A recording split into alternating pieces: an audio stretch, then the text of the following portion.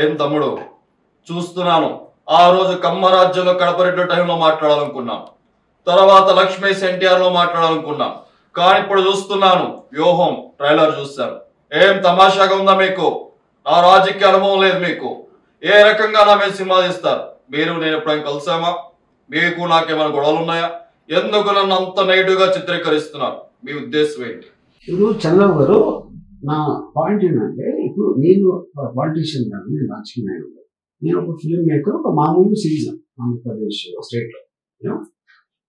So మిమ్మల్ని కలవలేదు, but మిమ్మల్ని కలవాల్సిన అవసరం లేదు కదా. మీరు ఒక పొలిటికల్ లీడరు, 40 years ఎక్స్పీరియన్స్ ఉంది, 3 సార్లు సీఎం చేశారు, సెల్ ఫోన్ మీరే తెచ్చారు, అరేబియా మా సముద్రం కూడా తీసుకురావడానికి ట్రై చేసి మధ్యలో ఎక్కడ అవ్వలేదు. ఇలాంటి రకరకాల హైదరాబాద్ ఇలాంటి కంట్రీ సిటీయే లేదు మీరు లేకపోతే. కానీ ఇవన్నీ మీరు చెప్తున్నారు, పాయింట్ 1. దీంతో పాటు ఇంకా ఏమేమి చేశారు ప్రజలు అందరికీ తెలిసిన ఉన్నాయి. మీరు ఎన్టీ రామారావు మీరు ఇప్పుడు ఎలా కొడిసారు, అది ఎలా చేసి ఇవన్నీ ఉన్నాయి. వాటన్నిటి నుంచి వచ్చిన నా ఇంప్రెషన్ తోటి ఈ సినిమా చేస్తున్నా.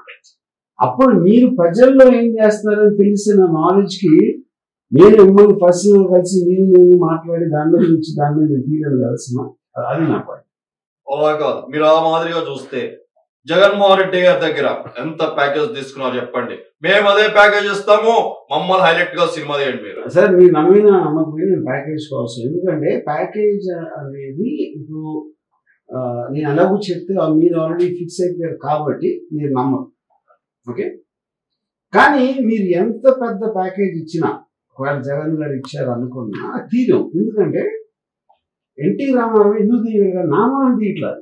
ఎన్టీ రామారావు గారు కొన్న క్యారెక్టర్ ని పోర్ట్రేట్ చేయటంలో అక్కడ జరిగిన దాంట్లో దాని మూలాన తీయగలిగా. సిమిలర్ గా నేను జగన్ గారిని పాజిటివ్ గా చూపిస్తున్నానని మీరు అనుకుంటే అది నాకు జగన్ గారికి ఇంప్రెషన్, నేను దాన్ని చెప్పి దాయి. ఓకే, సో మిమ్మల్ని హీరోగా పెట్టి సినిమా తీయటం అనేది ప్రపంచంలో స్టీవెన్ స్పీల్బర్గ్, జేమ్స్ కెమెరాన్ వల్ల కూడా అవ్వదు. ఎందుకంటే మీరు ఉన్నదే వినలే మొత్తం మీరు, అందుకని నేను కానీ ఎవరు కానీ మీ మీద సినిమా తీయలేదు. కరెక్ట్ గా మీరు ఎలక్షన్ మూమెంట్ లోనే సినిమా రిలీజ్ చేస్తున్నాం, దాని వల్ల నేను చాలా బాధపడుతున్నా. వారి తర్వాత చూస్తే నా కొడుకుని చాలా కామెడీగా చూపిస్తున్నారు. ఇది ఎంత వరకు కరెక్ట్ అని అడుగుతున్నాను ఈ రోజు. సో ఇప్పుడు ఎలక్షన్ లో తీయడం లేదండి, సినిమా తీసిందే ఎలక్షన్ అప్పుడు హాట్ టాపిక్ గా ఉంటది. అందరూ మీరు కానీ మీ ప్రత్యర్థులు కానీ ఎవరైనా కానీ ఉంటారు, న్యూస్ లో ఉంటారు కాబట్టి దానికోసమే తీయడం జరిగింది. అప్పుడు ఎలక్షన్ ముందు తీస్తున్నారు అనే దాంట్లో అర్థం.